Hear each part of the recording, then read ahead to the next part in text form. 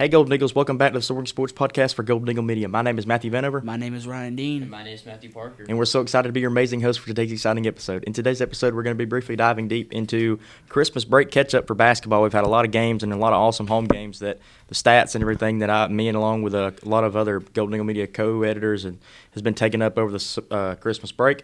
Tryout status and baseball prep, and the AHSA reclassification. But before we jump into the action, be sure to hit that follow button so that you never miss an episode of Soaring Sports Podcast. And if you enjoy the show, please leave us a rating. It helps us review and it helps us bring you more exciting content. So with that, guys, let's get right into it. First off, Happy New Year. First podcast of 2024. We're going to start off running strong. Yep. I'm ready for it. It's graduation year for us, man. It's been a long time coming. You know how weird that is? And I'm a junior. I'm saying this is my senior year. Well, see, this is y'all's last semester. Yeah. So this is y'all's graduation year. It's going to be the busiest semester of our lives. So I can't imagine. Yeah. I mean, don't worry, you'll be there next year. So. I know. Saved up all our skip days.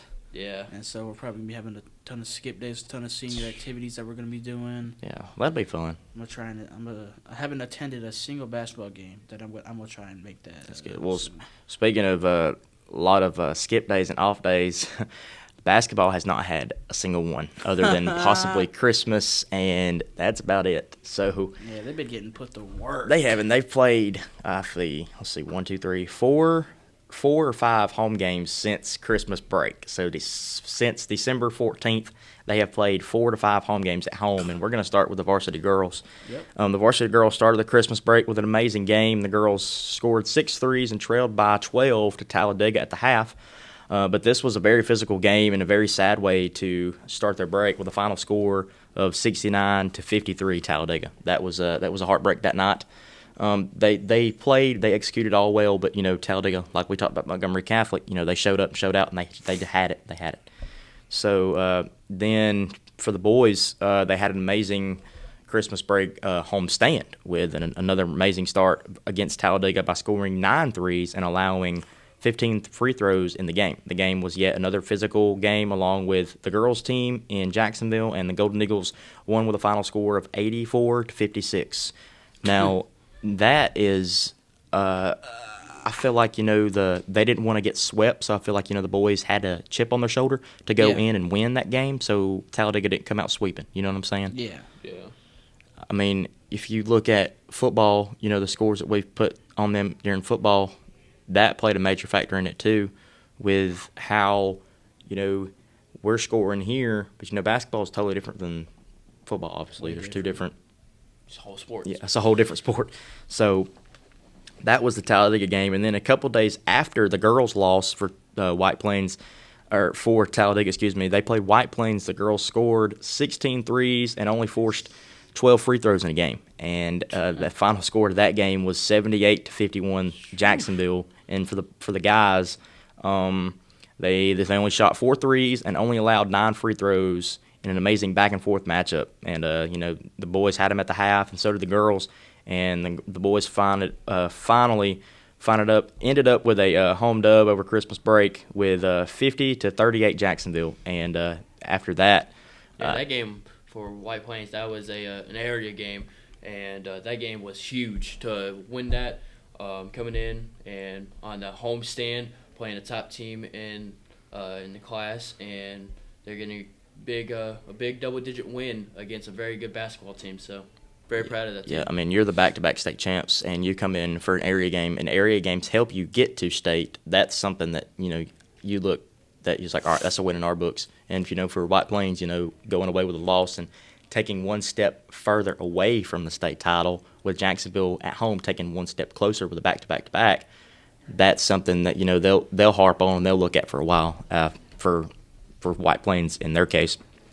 But we're going to discuss a rivalry real quick. The Golden Eagles faced Alexandria, another amazing rivalry game like I just mentioned. But the boys did show how good these games really are to the community and to the town. The boys just had an absolute standout with a final score of, 58 to – no, excuse me. That is that game. I'm sorry. I have got all these right here on one.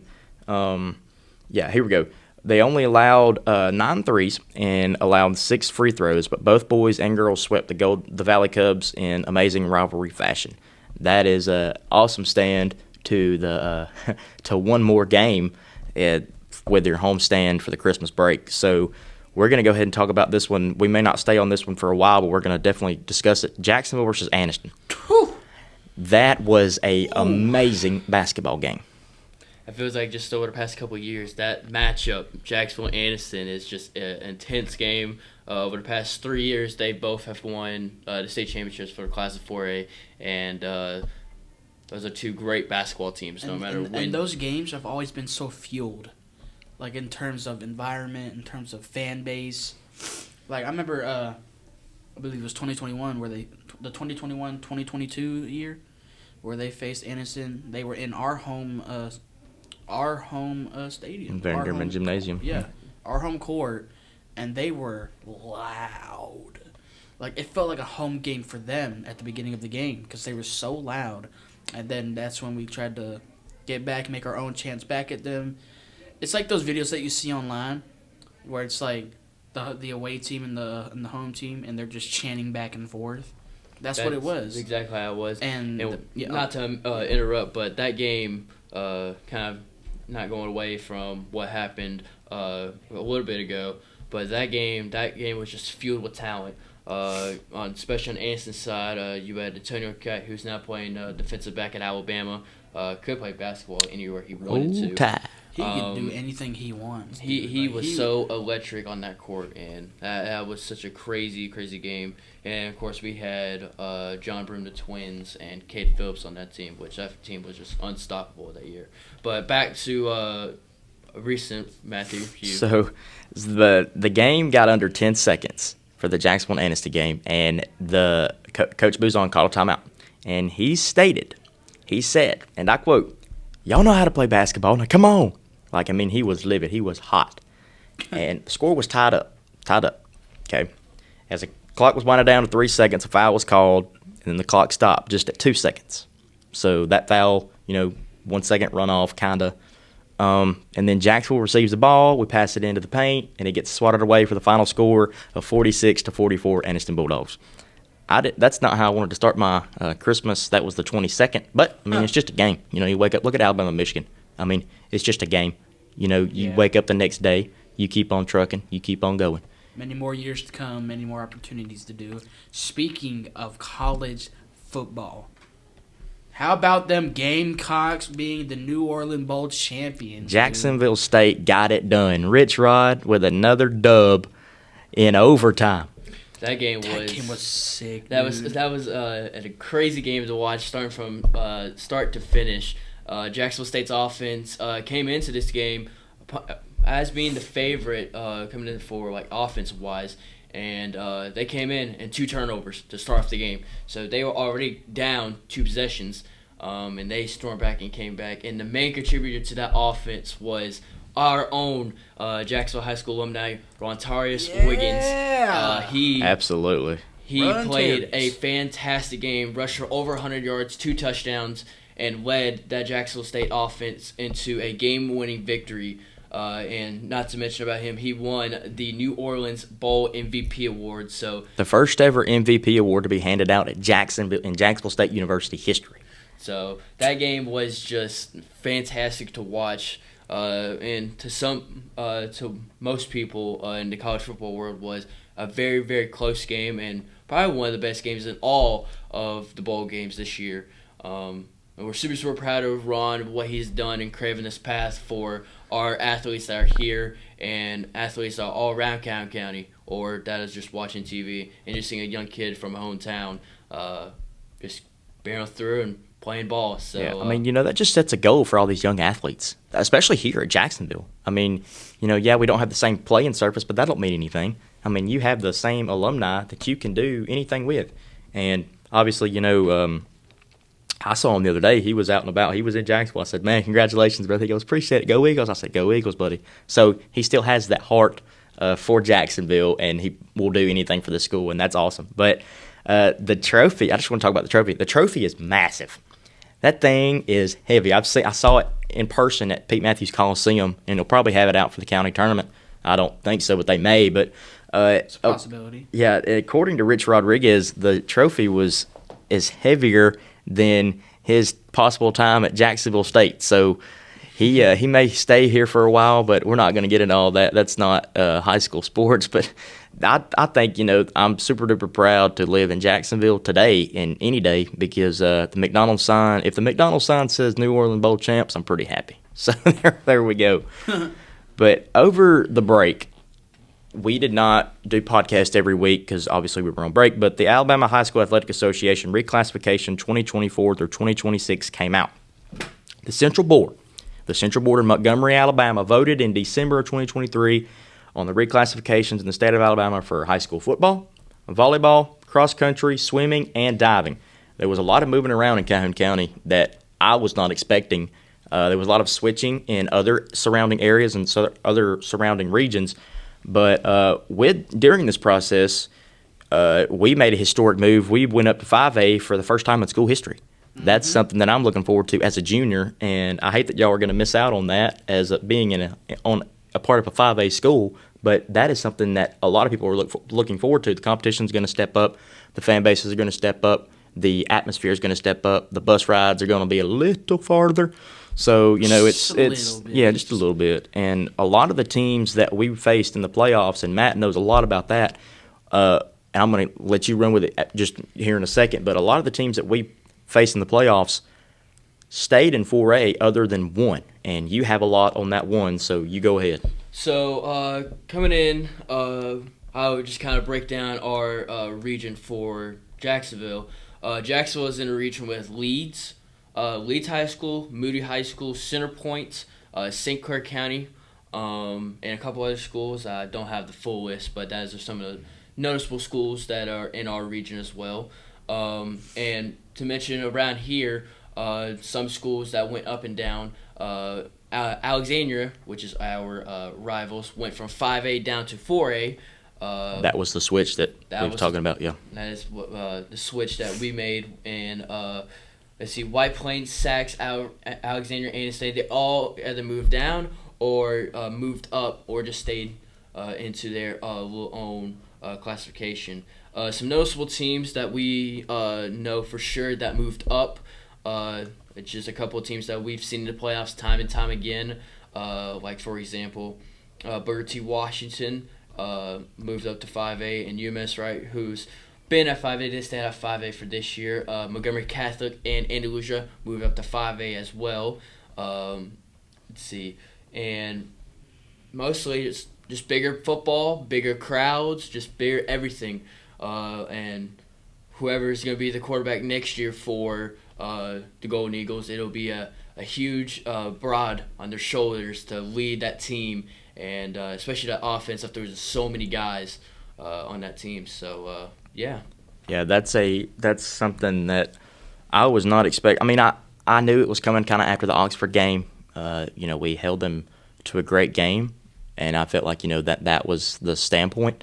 But I wanted to ask, Ryan, does that classify as 4A, 5A, or so on? There is no, area. There is? It's win it all or you don't win anything. Okay, so esports, if you've been listening and keeping up, that is the, I guess you would call it electronic sports. Is there a specific name for that, or? Just esports. It's esports. Yeah, that's what we just call it. Do we know what the game's going to be yet? I'm kind of curious. What do you mean? The game for the season, for the spring season? Oh, it's the same. The same? It's the same one until they add more. Because for right now, it's Super Smash Bros. Ultimate. Sweet. It's going to be like that for the whole year. I don't know how long it's going to be until they add new games. But as for right now, it's Super Smash Bros. Ultimate. Awesome. That's good to know. But, yeah, going back to what Matt said, the big thing was the rivalry games. And a lot of the teams that had those rivalry games, had the option to keep them the board had an option to keep them or to not to keep them, but we are glad that we kept Anniston and Alexandria. That was something that I was proud to see. But it all goes back to the numbers of your school. How many people do you have in your school? How many people do you have walking the hallways? How many people are athletes? How many of them are so-called red shirts sitting on the bench. I mean, it's the same thing, all the same deal. But speaking of the football and all the different sports that have been reclassified, the football schedule will be released soon on Golden Eagle Media's social media platforms. When it is, we will have a special episode. We will break it down for you guys, along with a ton of other spring sports schedules. We also have a ton of interviews lined up in the coming weeks to discuss the breaking down of a lot of other schedules. That's something that we should all, be excited for. I'm looking forward to it. I've been in contact with a couple of people. My dad, for example, a referee in the AHSAA. I have been in contact with some student athletes here, Sarah Slofey, Peyton Sproul, just like I was for cross country and football. So it's the same thing, just we're moving on, and I'm looking forward to a new year. How about y'all? I'm looking forward to a new year. Looking forward too. Looking forward to super excited. So yeah. And I bet you're excited. The more it gets cold out there, the more we get closer to baseball. Oh, Home run. Baseball, yeah. So far, we'll be starting practicing next week. We'll start throwing conditioning. Then after that, we'll get into actual practice. Our first game is February 15th at Glencoe. That'll be the beginning of our long-awaited season. We are super excited as a team. Me and the boys have worked all fall, all winter. We're still working. Like today, we're going to be going up to the cage and getting some swings and throw a little bit. But we are super excited to just go out there. Get and back in play. the groove. Yeah. Get back in the groove. We're just super excited just to, I guess, surprise. Because I don't think a lot of people are just counting us out, but we'll be there still. So, I'm That's super, right. super excited, and, I couldn't be more proud than any of my guys. So Yeah, and softball is right in that boat too. I have not received the schedule for softball yet. I don't know when their first game is, but I know, I've been talking to the coaches. For example, Coach Gary Atchley. He has been a phenomenal stand to this team so far, and they've not even played their first game. He has made an impact. He was out there marching season, which is football season, and he was out there mowing the softball field right outside the Van Dierman Gymnasium parking lot. He was mowing all of that. And, they've got new tables out there, so it's going to be a more interactive season for those guys and girls, for coaches and the teammates and the athletes and the fans. So, and the same thing for baseball. Y'all been doing some renovating out there too. Y'all put new seats in, I believe, removed some seats. It's growing beautiful out there, and I'm looking forward to seeing those lights turn on every Wednesday night and seeing y'all practice. So, but other than that, that's about it. But y'all got anything else, or that will wrap it up? that's it for me. It's just mainly just a bunch of sports starting up, baseball starting up, softball starting up. I believe, if I remember, if Zach said March is when track and field starts up. Yeah, on that newly renovated track. Looking forward to that. That'll be something to watch. That'll be something that a lot of the community comes out for, and that'll be something that's probably looked at as a standpoint and as a amazing like basketball homestand for the Eagles. But other than that, guys, that's a wrap for this week's episode of Soaring Sports Podcast. We want to thank you, along with the athletes and all the fans, for sharing their insight into Golden Eagle sports and for giving us an inside look at their day by day. We hope you have enjoyed taking flight into Jacksonville High School sports with us. And don't forget to leave a review, follow, and rate it. Your support means the absolute world to us, and we can't do this without you. Until next time, keep cheering for Jacksonville High School teams and athletes, and remember, in a world of high school sports, every victory, every defeat, and every moment counts. Keep soaring. Happy New Year. Happy New Year. Happy New Year's. Go Eagles.